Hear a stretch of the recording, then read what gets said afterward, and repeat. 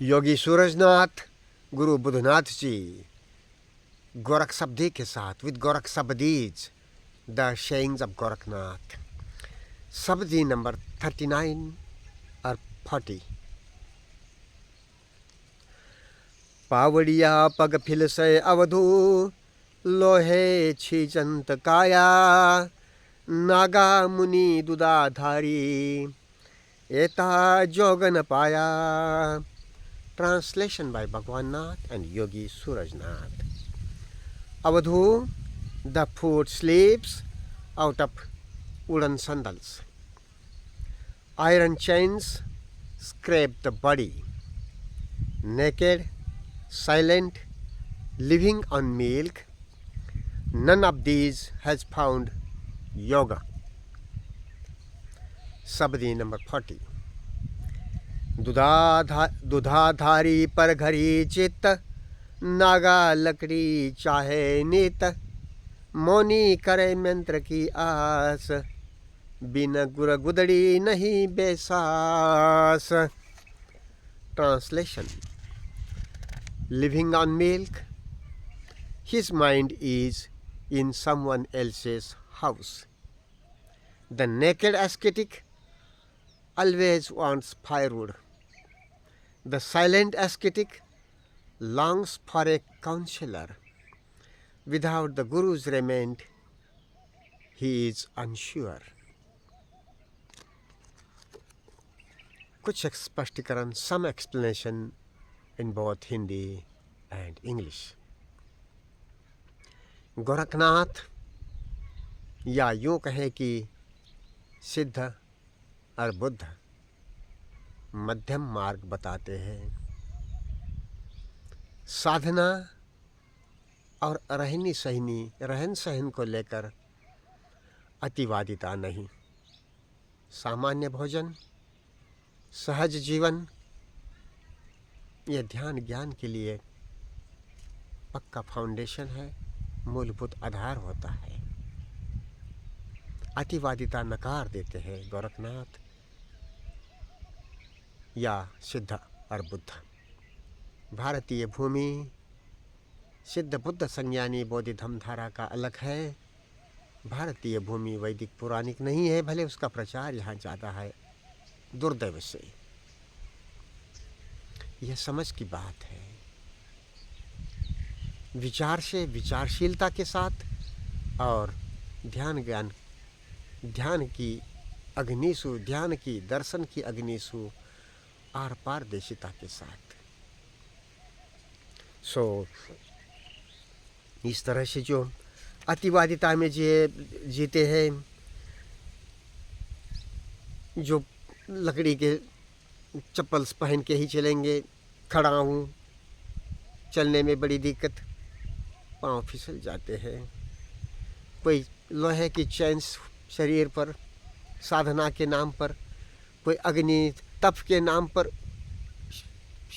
चैतसिक ज्ञान दर्शन की अग्नि से तपने के बजाय शरीर को ही ये भौतिक अग्नि में तपा देते हैं। गोबर कंडों का ढेर लगा करके इधर उधर 5 या ऐसा आसपास में, और उसमें तपते हैं। अतिवादिता है। कोई खड़े ही रहता है सालों साल, कोई दूध ही लेगा, कोई नंगा ही रहेगा, पता नहीं क्या क्या कैसी कैसी अतिवादिता की बातें। सब मूल गोरख है, गोरख सीधे कहते हैं, इनको योग मिला ही नहीं, इनको ध्यान ज्ञान समझ आई ही नहीं। ये स्वांग है साधना के नाम पर, साधुता के नाम पर। तो इसमें एक बिन गुर गुदड़ी नहीं बेसाहस, गुदड़ी ये शब्द आया है। ध्यान ज्ञान गुदड़ी एक महत्वपूर्ण शब्द है साधुओं के, दुनिया भर के साधुओं के इसमें ये इस्तेमाल होता है इस तरह के शब्द। तो ध्यान ज्ञान गुदड़ी यह खोजी स्त्रियों एवं पुरुषों, सिद्ध साधिकाओं द्वारा चेतन रखी जाती है। कोई अवतार, कोई मसीहा, कोई सेवियर, रसूल, कोई आदिनाथ, अंतनाथ, हिरण्यगर्भ, कोई आदम और हव्वा, ऐसी मत मान्यताओं से किसी के ऊपर निर्भर होने से अवतार, मसीहा, सेवियर, रसूल आदि नहीं, बिल्कुल नहीं। ध्यान ज्ञान गुदड़ी, गुदड़ी मतलब फटे पुराने कपड़ों का सिलाया ओढ़ने के लिए कपड़ा, तो वो एक जीवन के साथ ज़मीनी स्तर पर जुड़ाव की बात होती है, कल्पना में नहीं, अतिवादिता में नहीं, अवास्तवता में नहीं, अस्थि से अस्तित्व, अस्तिकता, सो यथाभूत सत्य के साथ जीने की कला। और उसमें दुनिया भर के धर्म, नाम, परंपरा, ईश्वर, अल्लाह के नाम पर, आत्मा परमात्मा के नाम पर, ब्रह्मा के नाम पर, ऐसी हाई फाई कल्पना, शब्दाडंबर और ज़मीनी कदम नहीं।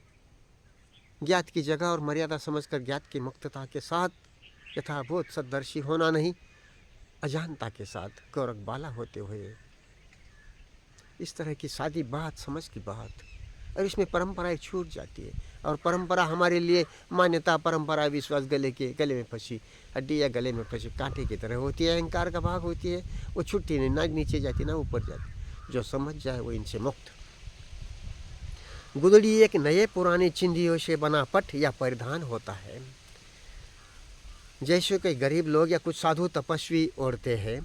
प्रतीकात्मक रूप से गुदड़ी ऐसे लोगों का निर्देशन है जो खुले जहन से हो, अध्यात्म के, मानस पिंड के गंभीर खोजी होते हैं, भाव पौना, यथाभूत सत भाव पौना, वेदना दर्शी होते, जो चैतसिक अवलंबन से नहीं जीते। फिजिकली तो हम शारीरिक भौतिकता हम एक दूसरे के ऊपर निर्भर होते हैं, कुदरतन खान पान है, रहन सहन है, घर मकान है, सारा एक दूसरे के ऊपर निर्भर होते हुए होता है। मगर उसी समय हम चैतसिकता बिल्कुल स्वतंत्रता के साथ रह सकते हैं। रहना जरूरी है ध्यान के लिए, ध्यान देकर चलने के लिए किसी के ऊपर निर्भर होने की बात नहीं, देख के समझ के चलने की बात हुई। शरीर कमज़ोर है तो किसी को हाथ पकड़ सकते हैं, वो शारीरिक निर्भरता है, वो इंटरडिपेंडेंसी है, एक दूसरे के ऊपर निर्भरता, भौतिकता के लिए, खान पान के लिए।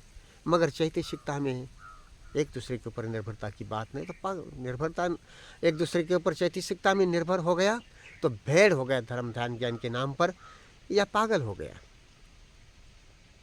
जो चैतसिक अवलंबन से नहीं जीते और किसी भी संगठित धर्म या परंपरा में फंसे नहीं होते, वह विनीत व गरीब होते हैं। जहाँ गोरख तहाँ ज्ञान गरीबी, धुंध बाध नहीं कोई, निष्प्रेही निर्दावय खेले, गोरख कहिए सोई। एक दूसरे शब्द में गोरखनाथ सीधे कहते हैं। Some explanation in English. Gorakhnath or rather Siddhas and Buddhas tell us the middle way to live by balance, being balanced, not in extremes with regards to food, with regards to day-to-day living, with regards to what we wear, clothing, sandals, and so on. It is seen that some of the sadhus wear foods, wear the wooden sandals, and with which you have to walk very carefully, otherwise foot slips. So that is not understanding. Take normal, average footwear. Some of the sadhus wear iron chains and trouble the body. Some of the sadhus, instead of tapas, that is heating the body with fire of attention, they heat the body with fire, physical fire, material fire, with cow dung heaps around, and all that senseless things in the name of tapas, being ascetic. No.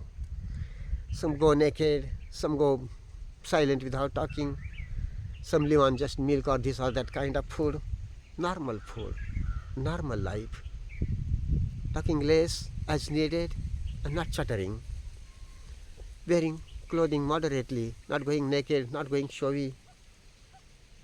Like this, Gorakhnath says, as we have read. No extremes. Siddhas and Buddhas clearly say. Avadhu, the foot slips out of wooden sandals, iron chains scrape the body, naked, silent, living on milk. None of these has found yoga. This is explanation, simple.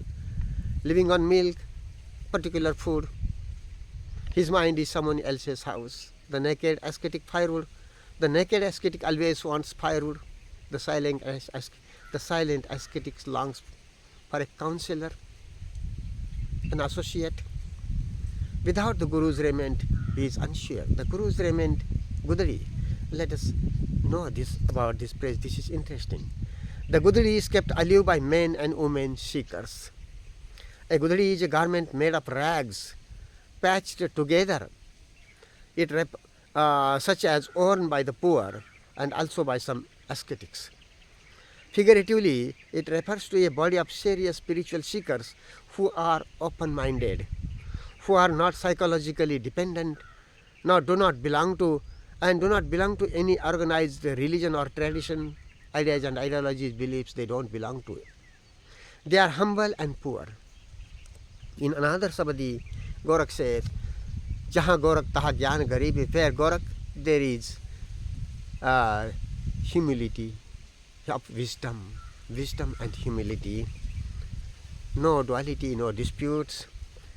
Whoever lives desireless, understanding the place of desire in day-to-day life and psychologically desireless, observing, call that person a Gorak. Simple. Let's keep body or intelligence awake. That's what in the Nath Siddha school is said, Age Age Gorak Jage. Alak. Alak means freedom from the known by knowing its place and limits. So one is actually in the present, making use of thought as needed, otherwise coming to presence with skill and diligence. We feel life through sense organs in the body, in the form of sensations, feelings, bhava pauna. And when we are aware of the body, sensations, feelings, bhava pauna with skill and diligence, we are aware of life. We are present, in the present, awake to life and its movement. Otherwise, we are in thought, in time, in past and future. And even slowed or suspended thought is, as in Samadhi, Dharana, Dhyan, Samadhi, is suspension of time. It is not ending of time, end or ending of time. It is no. The presence of mind with freedom from the known, with alak sense, alak sangyan, is emptiness per se. So we can understand this presence to live by presence, as while driving we use thought, all knowledge, traffic rule, directions, etc. But we live by attention, and attention is not from the stored memory.